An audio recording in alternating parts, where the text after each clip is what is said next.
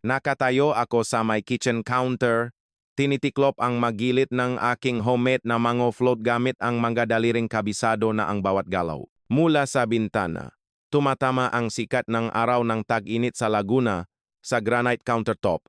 Nagpapainit sa aking mga kamay habang ako'y gumagawa. Mula sa sala, naririnig ang pamilyar na tunog tuwing Sabado't Linggo, ang mahinang boses ng komentaristang basketball, ang paminsan-minsang ungol ng aking tatay sa tuwing may sablay na tira, at ang boses ni nanay na sumisigaw sa aking mga pamangkin. Dahan-dahan sa florera na yan, sigaw ni nanay, mabilis ang mga yapa sa sahi na kahoy. Bea, puwede bang bantayan mo muna ang mga bata? Hindi sumasagot ang ate ko. Sa halip, naririnig ko ang kanyang boses, masigla at profesional, na mula sa kanyang telepono at napupunta sa kanyang online audience. Ladies, itong shawl na ito ay 100% cashmere, at 5 na lang ang natitira sa inventory.